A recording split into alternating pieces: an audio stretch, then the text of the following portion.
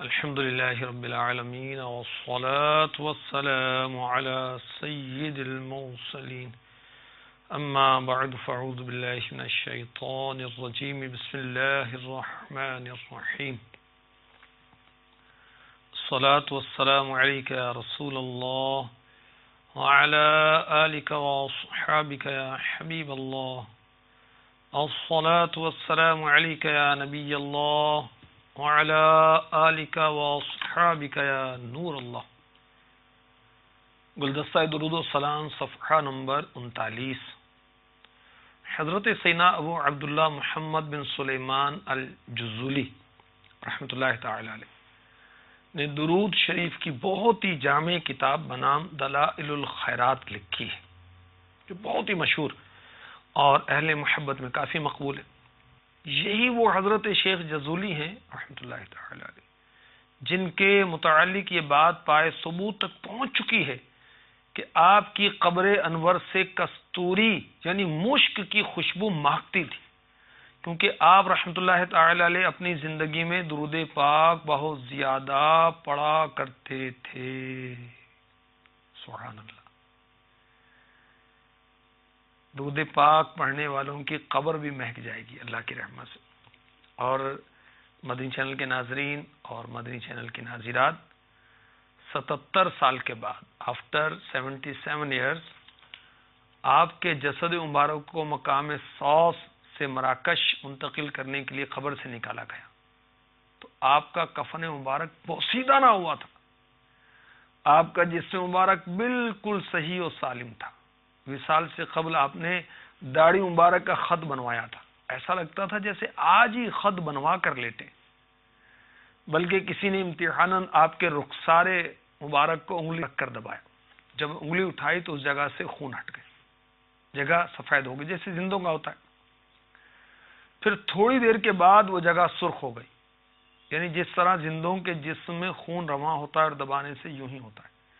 اور یہ ساری بہاریں درود پاک کی کثرت کی برکت سے ہیں، تو فضول اور بیکار باتوں سے عادت سے جان چھڑا لینا چاہیے اور اپنی زبان کو عادی بنانا چاہیے ذکر کا، درود کا، تلاوت کا، نعت کا، اچھی باتوں کا۔ قبر میں لہرائیں گے تا حشر چشمے نور کے، جلوہ فرما ہوگی جب طلعت رسول اللہ کی، جلوہ فرما ہوگی جب طلعت رسول اللہ کی۔ صلو علی الحبیب صلی اللہ تعالی علی محمد وعلی آلہ وصحبہ وبارک وسلم۔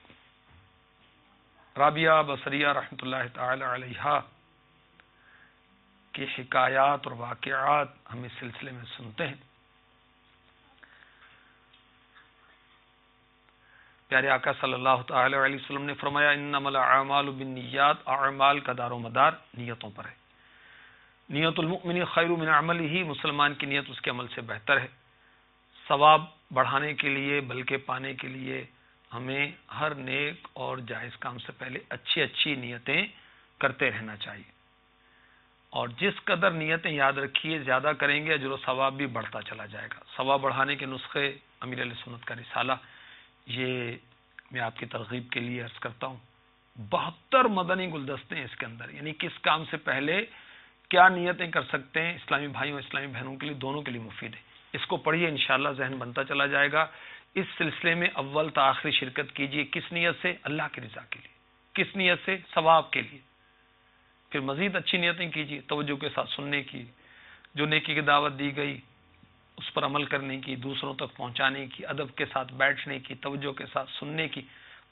حسب حال جس قدر نیتیں زیادہ کریں گے اجر و ثواب بڑھتا چلا جائے گا۔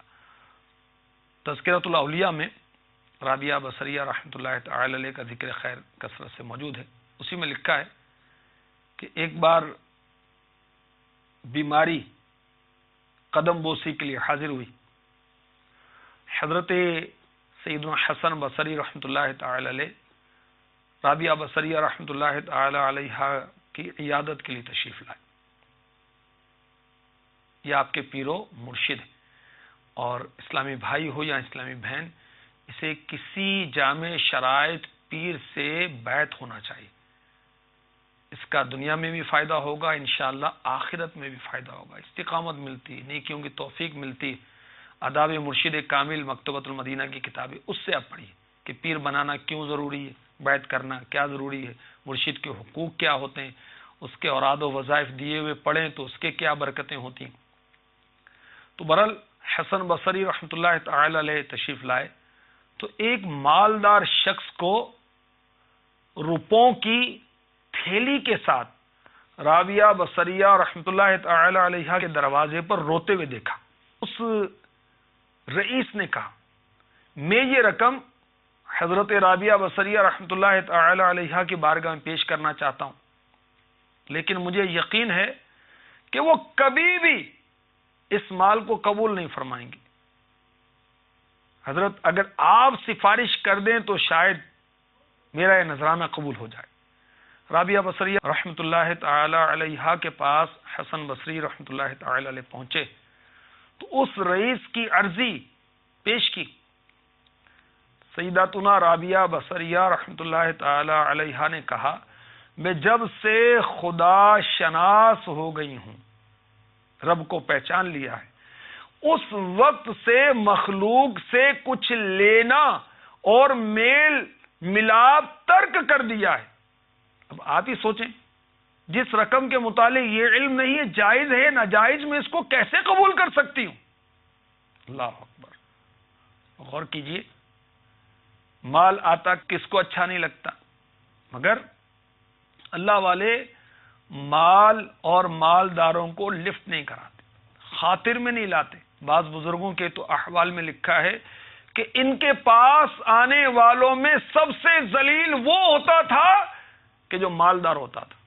اور بعض سعادت مند مالدار یہ حسرت کرتے تھے کاش ہم غریب ہوتے تاکہ حضرت ہمیں توجہ تو کرتے. نہیں، اور بزرگ جو ہیں، رابعہ بصریہ رحمۃ اللہ علیہ کا ذکر نہیں ہو رہا اس معاملے میں.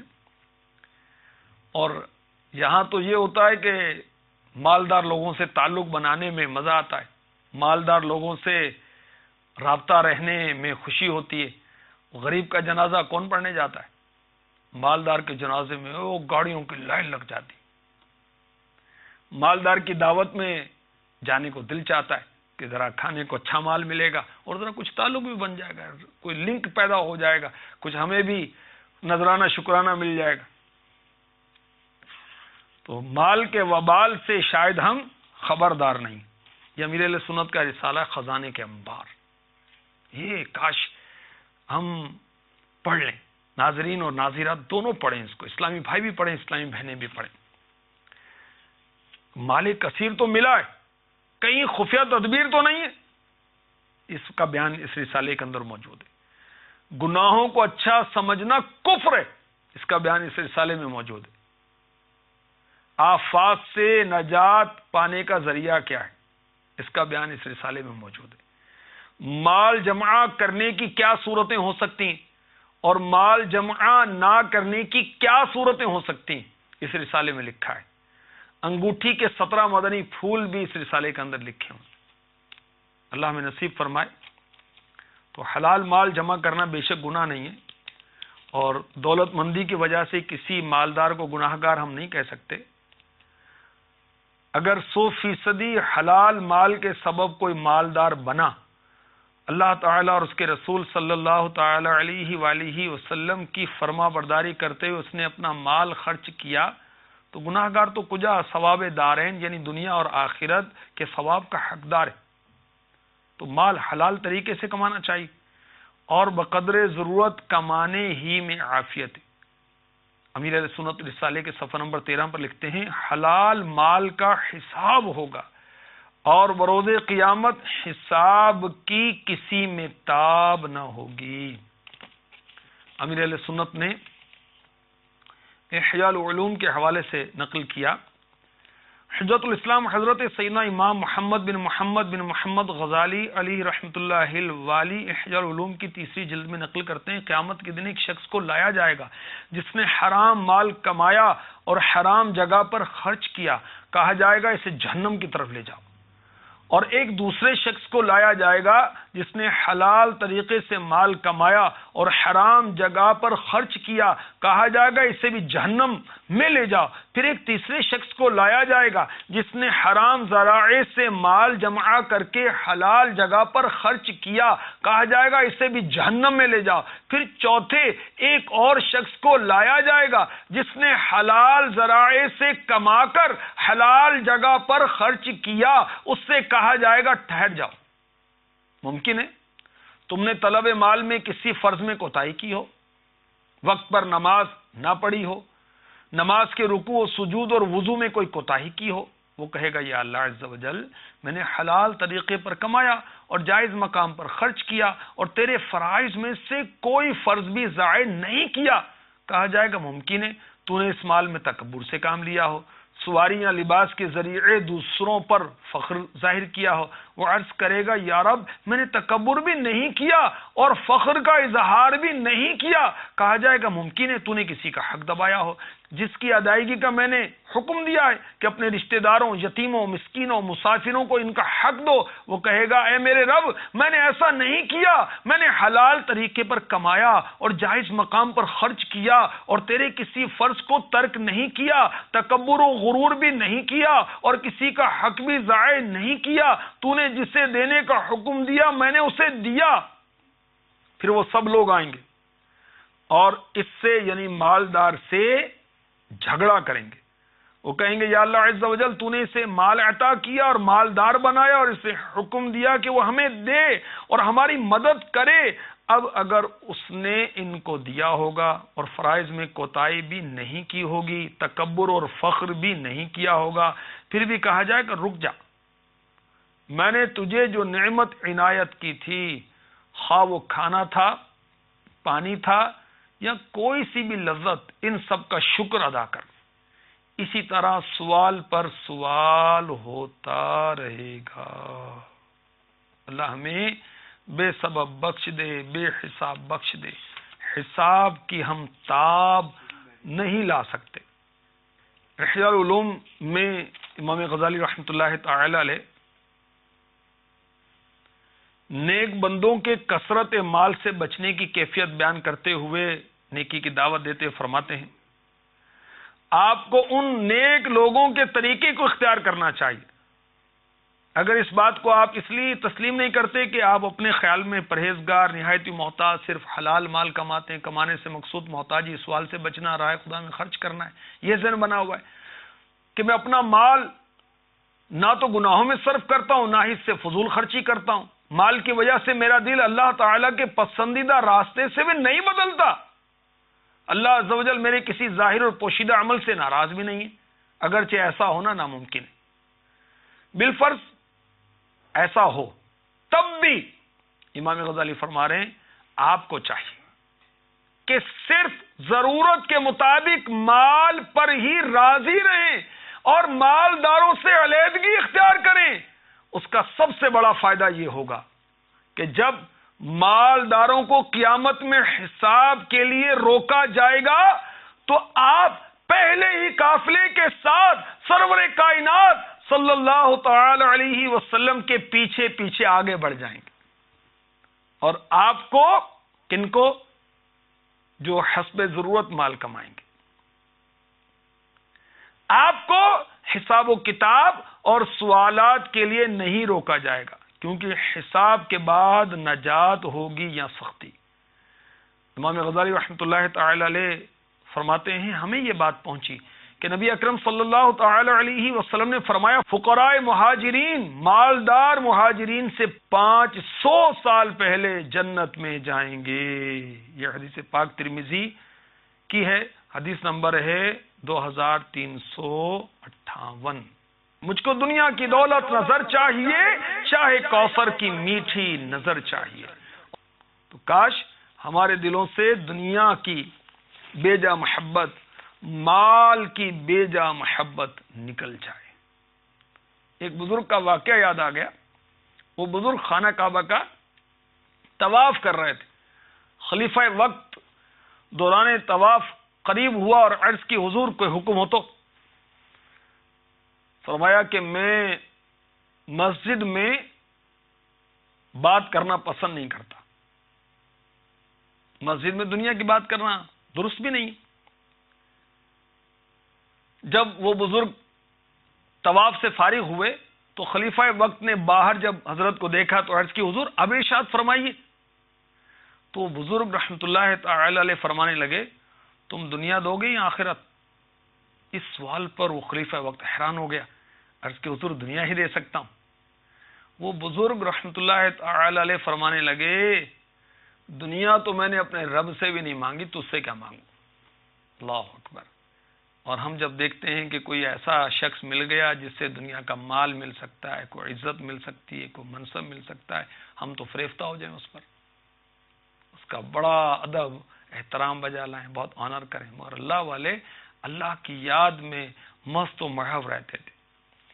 جنتی محل کا سودا صفحہ نمبر 19، صحیح مسلم شریف حدیث نمبر 2858. اللہ کے محبوب علیہ الصلوۃ والسلام نے ارشاد فرمایا اللہ عز و جل کی قسم آخرت کے مقابلے میں دنیا اتنی سی ہے جیسے کوئی اپنی انگلی کو سمندر میں ڈالے تو وہ دیکھے کہ اس انگلی پر کتنا پانی آیا. اللہ کے محبوب علیہ الصلوۃ والسلام نے فرمایا اگر اللہ عز و جل کے نزدیک دنیا کی حیثیت مچھر کے پر کے برابر بھی ہوتی تو وہ اس دنیا سے کسی کافر کو پانی کا ایک گھونٹ بھی پینے کو نہ دیتا. رسول ہاشمی مکی مدنی محمد عربی صلی اللہ تعالی علیہ وآلہ وسلم نے فرمایا جس نے دنیا سے محبت کی وہ اپنی آخرت کو نقصان پہنچاتا ہے، اور جس نے آخرت سے محبت کی وہ اپنی دنیا کو نقصان پہنچاتا ہے. تو تم باقی رہنے والی آخرت کو فنا ہونے والی دنیا پر ترجیح دو. پیارے آقا علیہ الصلوۃ والسلام نے فرمایا تم میں جس نے اس حال میں صبح کی کہ اس کا دل مطمئن، بدن تندرست، اور اس کے پاس ایک دن کی خوراک ہو تو گویا اس کے لیے دنیا جمع کر دی گئی. ارشاد فرمایا ہوشیار رہو، دنیا لعنتی چیز ہے اور جو دنیا میں وہ بھی لعنتی ہے سوائے اللہ تعالی کے ذکر کے اور اس کے جو رب عز و جل کے قریب کر دے، اور عالم کے اور طالب علم کے. ارشاد فرمایا اللہ عز و جل اپنے بندے کو دنیا سے اس طرح پرہیز کراتا ہے جس طرح تم اپنے مریض کو کھانے اور پینے کی چیزوں سے پرہیز کراتے. اور بھی بہت کچھ اس کے اندر روایات ہیں. اللہ کرے ہم یہ رسالہ توجہ کے ساتھ پڑھنے میں کامیاب ہو جائیں. اللہ کرے ہمارے دل سے دنیا کی محبت نکل جائے اور آخرت کی محبت آ جائے.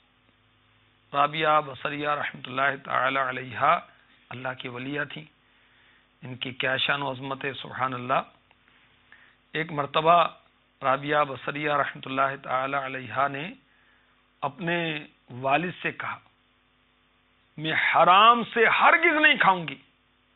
والد محترم نے کہا اگر حرام کے سوا نہ پاؤں تو تم کیا کہتی ہو؟ آپ نے فرمایا ہم دنیا میں بھوک پر صبر کر لیں گے، آخرت میں جہنم کی آگ پر صبر نہیں ہو سکتا، یقیناً نہیں ہو سکتا. تو وہ نادان جو شوہروں سے یا والد سے اس قدر مطالبہ کرتی ہیں کہ وہ بیچارے حرام میں جا پڑتے ہیں، سود میں جا پڑتے ہیں اور ناجائز ذرائع کے ذریعے مال کما کر اپنی اولاد کی خواہش پوری کرتے ہیں یا اپنی بچوں کی امی کی خواہش پوری کرتے ہیں، تو بہرحال ان کو پوری نہیں کرنی چاہیے اور بچیوں کو بھی عقل کرنی چاہیے اور وہ کرنا چاہیے جس کی اجازت اللہ اس کے رسول نے دی. آج یہ مال حرام اچھا لگتا ہے تو کل اگر ناراض ہو گیا اللہ تبارک و تعالیٰ اس کی سزا کون بھگت سکے گا. اللہ اکبر. فیضان سنت میں امیر اہل سنت نے لقمہ حرام کی نحوست کے بارے میں لکھا. یہ وہ عظیم کتاب ہے جو دنیا میں بہت زیادہ چھپتی ہے، ہر وقت چھپتی رہتی ہے. خوش نصیب اسلامی بھائی اسلامی بہنیں درس دیتے ہیں اس سے، اور خوش نصیب ہیں وہ جو سنتے ہیں. اس کا گھر میں بھی درس بعض اسلامی بھائی دیتے ہیں، اسلامی بہنیں بھی دیتی ہیں، جامعات میں، مدارس میں، چوک پر، کارخانے میں، دکان میں، سب جگہ درس دیں. امیر اہل سنت نے فردوس الاخبار حدیث نمبر 6263 کے حوالے سے لکھا کہ اللہ کے پیارے رسول رسول مقبول سیدہ آمینہ کے گلشن کے مہکتے پھول صلی اللہ تعالی علیہ وآلہ وسلم کا ارشاد عبرت بنیاد ہے، جس نے حرام کا ایک لقمہ کھایا اس کی 40 دن کی نمازیں قبول نہیں کی جائیں گی اور اس کی دعا 40 دن تک نامقبول ہوگی۔ امیر اہل سنت نقل کرتے ہیں مکاشفۃ القلوب کے حوالے سے، انسان کے پیٹ میں جب حرام کا لقمہ پڑتا ہے، زمین و آسمان کا ہر فرشتہ اس پر اس وقت تک لعنت کرتا ہے جب تک کہ وہ حرام لقمہ اس کے پیٹ میں رہے، اور اگر اسی حالت میں مر گیا تو اس کا ٹھکانہ جہنم ہوگا۔ استغفر اللہ استغفر اللہ۔